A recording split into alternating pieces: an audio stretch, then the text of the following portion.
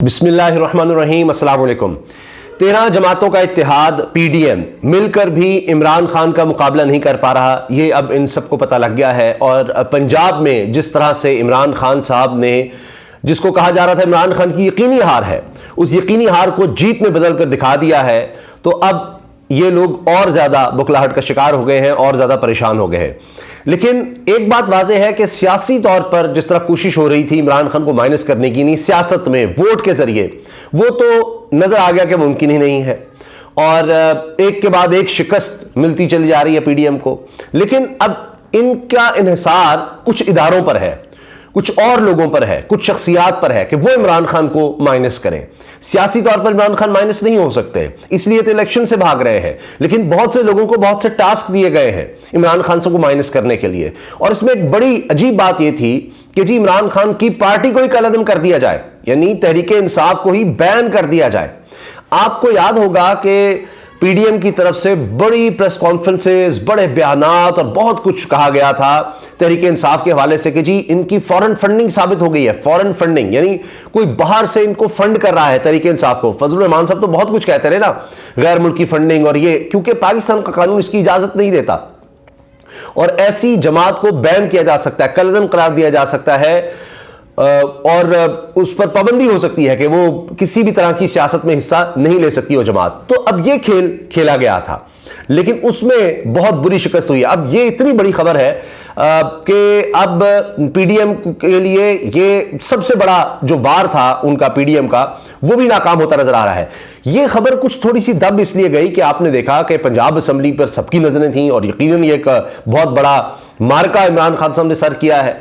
अब देखिए ना, जिस तरह मैं अर्ज कर रहा हूं कि हर एक को टारगेट मिला। अब देखिए बहुत सीनियर सहाफी क्या कहते रहे, और अब बहुत से वो लोग जो इमरान खान के मुखालिफ हैं वो भी सीनियर सहाफियों कहते हैं आपने अपनी क्रेडिबिलिटी का बेड़ा गर्क कर लिया। क्या जरूरत थी कि वो एक व्हाट्सएप चलता है और जी 171 तादाद है, 171 तादाद है इमरान खान की और काफ लीग के लोगों की, ये तो बर्बादी हो गई जनाब, ये तो अब परवेज लाइव वज़ीर आला बनेंगे, इमरान खान को शिकस्त यकीनी, तज्जिए दिए जा रहे हैं, ट्रांसमिशन हो रही हैं।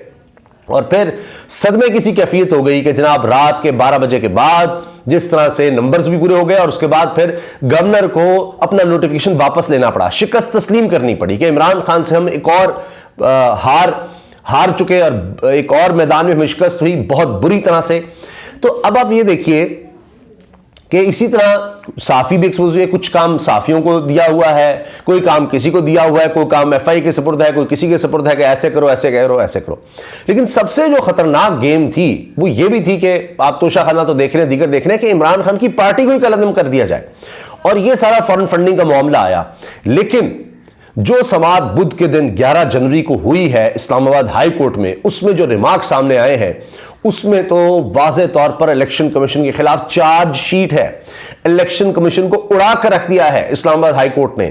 और नजर आ रहा है कि ऐसे जैसे इलेक्शन कमीशन ना सिर्फ यह कि जानिबदार बुग़्ज़ में है या उसको एक सोच दी गई, टारगेट दिया हुआ, ये रिमार्क सामने आए हैं कि जी फैसला तो फिर आपने कर लिया तो फिर क्या फायदा।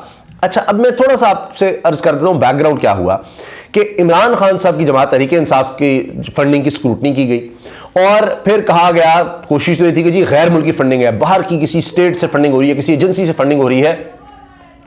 अब उसमें क्या इलेक्शन कमीशन ने क्या फैसला दिया कि जी बहरहाल तहरीक इंसाफ कहती है ममनुआ फंडिंग का मामला था कि जी कोई फंड ऐसे हैं जो अकाउंटेड फॉर नहीं है और इस तरह की चीजें हो रही हैं। अब इलेक्शन कमीशन ने क्या किया, इलेक्शन कमीशन ने कहा कि जी बिल्कुल ये साबित हो गया है और उसके बाद एक शो कॉज नोटिस भी जारी कर दिया, ये भी कह दिया। और फिर आखिर में एक पैरा था, चंद लाइनें थीं जो बड़ी अजीबोगरीब थीं, जिन्होंने इस फैसले को मशकूक बना दिया था इलेक्शन कमीशन की तरफ से, और जिस पर फवाद चौधरी और तहरीक इंसाफ के दीगर लोगों ने कहा कि तो रात को हुकूमत की तरफ से बैठकर ये फैसला लिखा गया, एंड पर ऐड किया गया कि जी विफाकी हुकूमत भी, यानी हमने फैसला दे दिया कि जी ये ममनुआ फंडिंग हुई है तहरीक इंसाफ के लिए, लिहाजा अब ये हम इस पर फर्दर कार्रवाई करेंगे।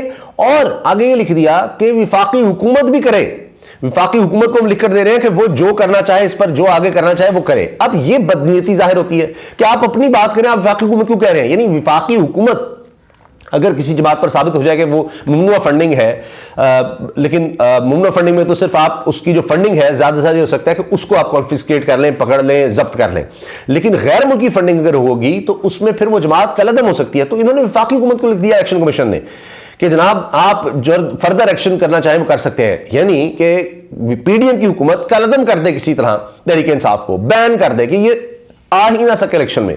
ये होता है माफिया और इदारों में उसका गठजोड़, कि एक जमात है और 24 साल 26 साल लग गए, एक शख्स ने एक जमात बनाई, कहां से कहां ले गया, पहले एक सूबे में हुकूमत बनाई, फिर मुल्क में हुकूमत बना ली उस जमात ने, तहरीक इंसाफ ने। तो ये कौन बर्दाश्त करता है? जो एस्टैब्लिश जमातें होंगी, बड़ी बड़ी जमातें, ये कहां से बीच में आ गया, ये तो इसको तो कुछ पता ही नहीं है, उसको कुछ सियासत आती है, तो एक खिलाड़ी था, ये हो गया, फिर जी एस्टैब्लिशमेंट ने बना दिया, फलां कर दिया, ये सब होता रहा, तो बर्दाश्त ही नहीं था। तो लिहाजा उसको माइनस ही कर दें। ये तो खुद कहते हैं ना जी, ये तो बयानात है कि इसके वजूद के होते हुए सियासत में इसका वजूद है, ठीक नहीं हो सकता, इसको माइनस करना है, ये करना है, वो करना है। यहां तो कातलाना हमला तक हो गया। फिर कहते हैं जी तहरीक इंसाफ जो है वो इमरान खान ने ना लोगों को बदतमीज कर दिया है।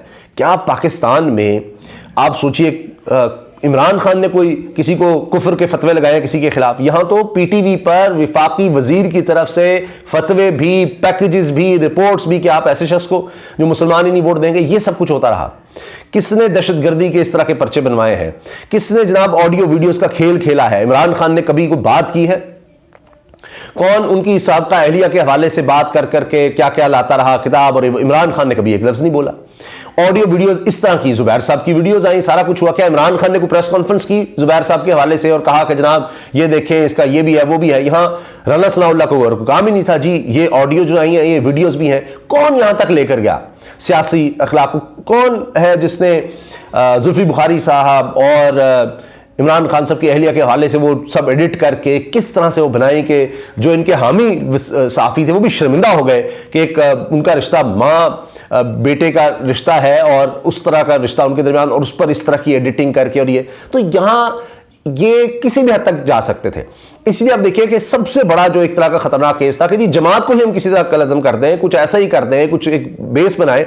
वहां पर सुनिए कि इस्लामाबाद हाईकोर्ट में किस तरह से एक्सपोज हुए, क्या क्या वहां पर पता लगा, और फिर अदालत ने क्या रिमार्क्स दिए, और वहां जो सीनियर सहाफ़ी और जो लोग कोर्ट रिपोर्टिंग करते हैं उन्होंने क्या वहां से रिपोर्टिंग की है, ये सब मैं आपके सामने रख रहा हूं, क्योंकि ये सब बहुत ही वाजे करता है कि किस तरह से इमरान खान के खिलाफ यानी हर एक को जो टास्क दिया गया फलाने वो अपना हिस्सा डालने की कोशिश करें, और उसमें सबसे बड़ा जो एक खेल खेला गया, ये एक दुश्मन बनाकर एक इदारे को खड़ा कर दिया गया कि तुमने ये करना है, उसको ये अदालत ने उड़ा दिया है।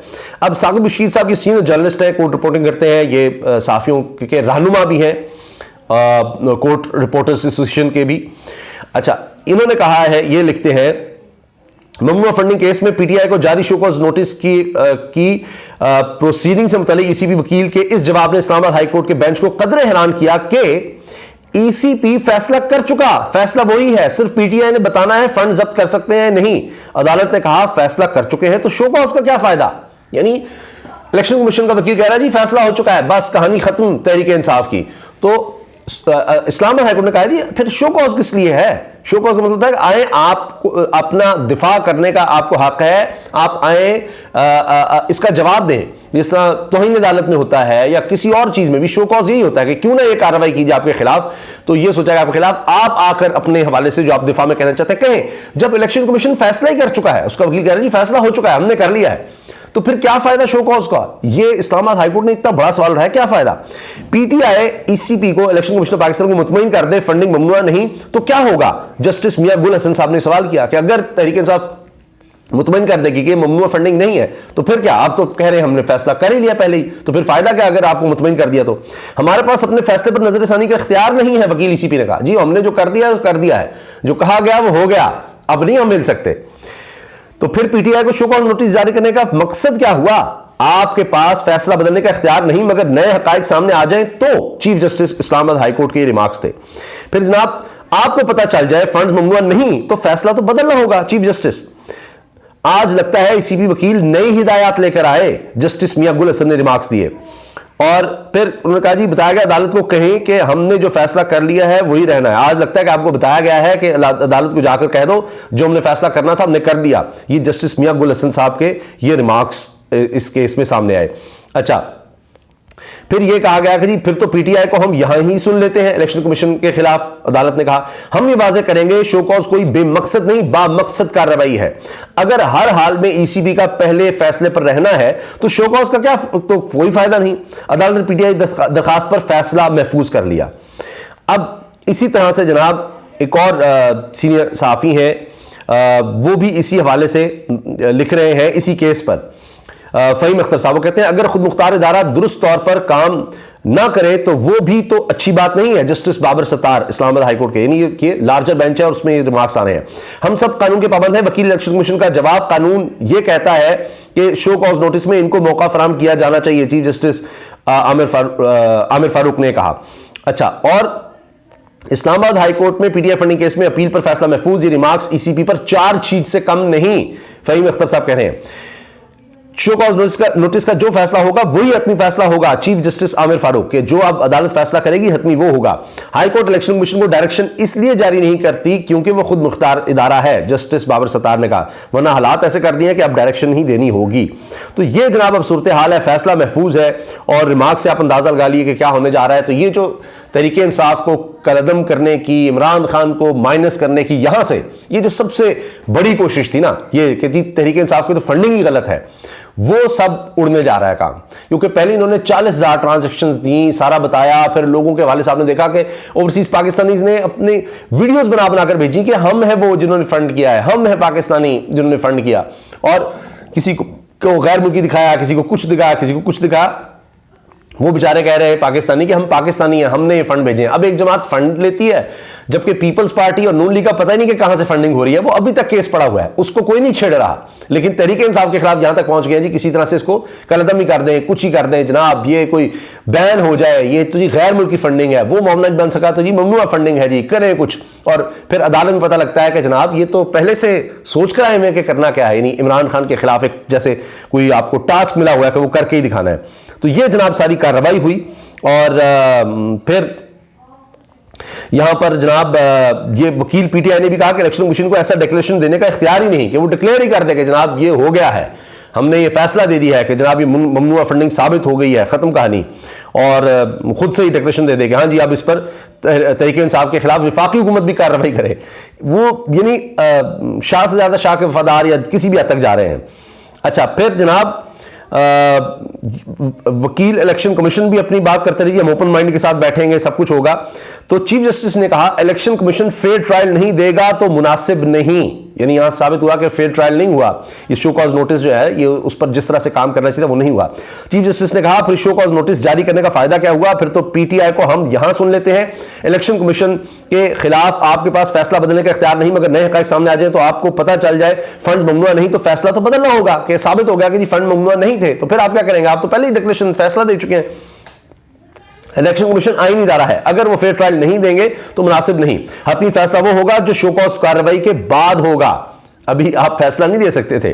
इस्लामाबाद हाईकोर्ट ने फरीकैन की दलील सुनने के बाद इलेक्शन कमीशन के फैसले के खिलाफ पीटीआई की दरखास्त पर फैसला महफूज कर लिया। अब देखते हैं फैसला कब आता है। मैंने रिमार्क्स आपको बता दिए, लेकिन वाज़ेह तौर पर पता लग गया कि बदनीयती कहां है, कौन किस तरह से हिस्सा डालने की कोशिश कर रहा था, कौन क्या कर रहा था। तो जनाब इमरान खान साहब का एक जुमला बड़ा आज मैं देख रहा था, पढ़ रहा था, उन्होंने एक ट्वीट की थी गालिबन काफ़ी महीने पहले जब उनकी हुकूमत को हटाया गया था, उसके बाद उसके चंद दिन के बाद उन्होंने कहा था कि जब जीत नजर आ रही हो, कि पक्का यकीन हो जीत का और गारंटी हो कि जीतेगा, तो फिर तो कोई बुज़दिल भी मैदान में आ जाएगा कि जी इतना तो है ही, तो बुज़दिल भी आ जाएगा। बहादुर वो है कि जिसको ये नजर आ रहा हो या जिसको बताया जा रहा हो कि नहीं तुम ये जीत ही नहीं सकते, हारोगे, बिल्कुल नजर आ रही हो हार, और उसके बावजूद वो लड़े, मैदान में उतरे। तो जनाब सबने कहा कि इमरान खान ना वज़ीर आज़म बन सकता है, इमरान खान माइनस हो गया। अभी खुद इमरान खान साहब ने कहा कि जी ये जो रेड लाइन कहा गया हमने इमरान खान पे लगा दी, अब उसका कोई मुस्तकबिल नहीं। इमरान खान ने कहा कि मैं रेड लाइन हटाकर इस रेड लाइन को मिटाकर दिखाऊंगा। तो वो देखिए कि एक के बाद एक चीज़ किस तरह से सामने आ रही है, क्या कुछ साबित हो रहा है। और ये अभी इलेक्शन कमीशन को लेने के देने पड़ गए हैं, सब चीज़ें पता लग रही हैं कि कौन क्या करता रहा। और पंजाब में देखिए सबसे बड़े सूबे में जो हो गया है, अब कहा जा रहा है जी हम दोबारा अदम एतमाद लेकर आएंगे।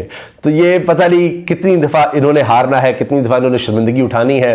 कभी किसी को टास्क दे देते हैं, कभी किसी को कुछ टास्क दे देते हैं, और वो तोशाखाना से लेकर ममनुआ फंडिंग या कलदम कर दें जी गैर मुल्की फंडिंग है, गैर मुल्की फंडिंग है, गैर मुल्की फंडिंग है, वो सब झूठ पकड़े जाते हैं। और फिर वो जो भी हो, वो मिस्टर फलां हो, मिस्टर फलां हो, जिसको जो टास्क दिया जाता है वो फिर वहाँ पर पकड़ा जाता है, लेकिन फिर भी बाज नहीं आ रहे। तो ये इतनी ज़्यादा शिकस्त के बाद हो ये रहा है कि अवाम में शऊर आता चला जा रहा है कि पाकिस्तान में गेम होती क्या है। इजाज़त दीजिए, अल्लाह हाफ़िज़।